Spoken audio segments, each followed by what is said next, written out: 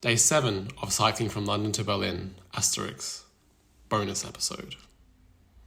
I decided to keep the last video shorter and not flooded with commentary, but I still wanted to share some of the internal monologues I was having on this trip. If you want to see cycling with sceneries and not watch me talk for 10 minutes to the camera, then this video might not be for you. Tiny horse! Oh my god, you're so small!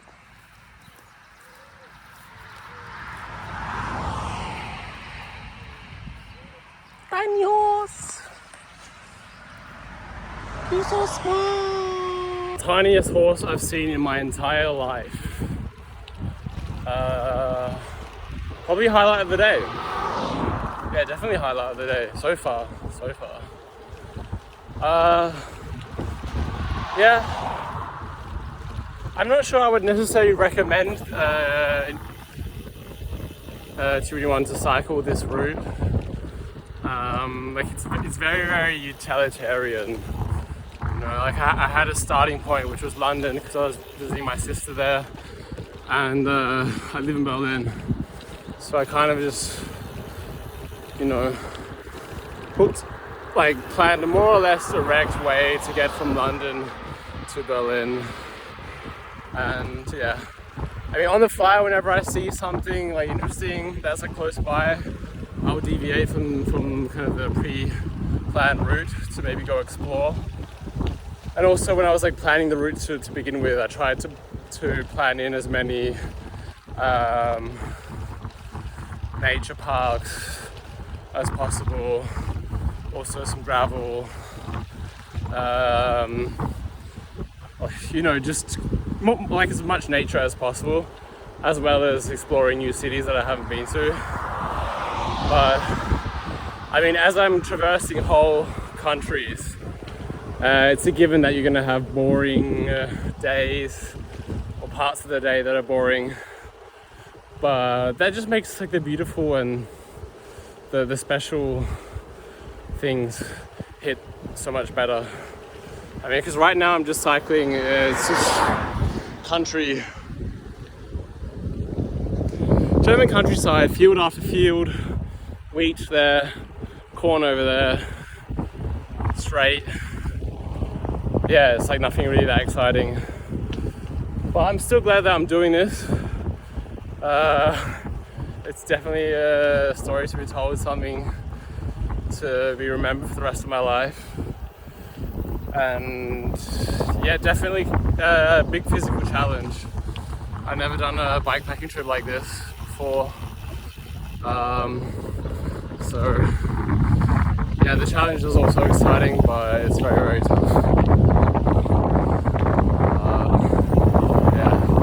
Also, another difficult aspect of this trip is that I have so far of a distance to cover. In total, it's supposedly around 1,200 kilometers. And originally I planned to do that over 11 days of cycling. So I mean, that also kind of restricts me a bit, because of course, if you look at Google Maps to see what's kind of around in these areas which I'm going through, you see every now and then, just kind of scattered in the middle of nowhere, there'll be a really beautiful castle or a schloss somewhere. And yeah, but I think it's really impossible to just absolutely see and explore everything in the area. Because doing so, I guess, would turn 100-kilometer days into 200-kilometer days if you're always taking little detours to go explore. Which is kind of a shame. That's something I've been struggling with a bit. I mean, even when I plan, detours or change the route that I originally planned, I get this feeling of FOMO, that I'm missing something by not going the route that I had originally planned, or by not stopping in this small little village. I'm going to miss out seeing something really, really interesting. And so while cycling and going on this adventure, I've been kind of struggling a little bit with this feeling of guilt or that, you know, I'm missing out on something, which if you think about it is completely ridiculous and is like a broken way of thinking, because this street is so beautiful.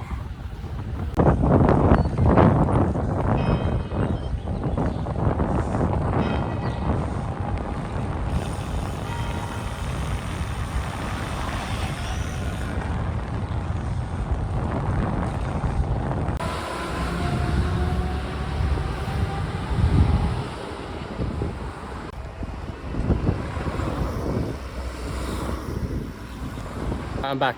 Sorry, I just had to cut that last video short because I was just amazed and wanted to video that street I just cycled down. Yeah, but to get back to what I was saying, what I wanted to share is that it's a complete broken way of thinking that and feeling that I am missing out on seeing something by taking a certain street or like not stopping in a particular town, because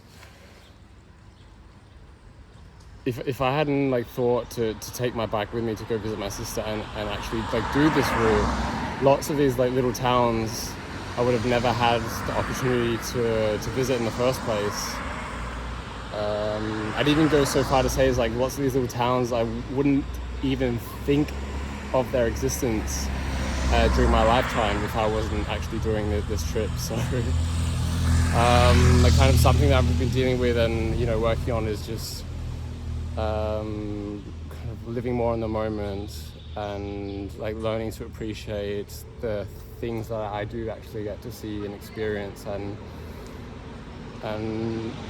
trying to let go and not stress and obsess about experiencing and seeing absolutely everything, because that's just physically not possible.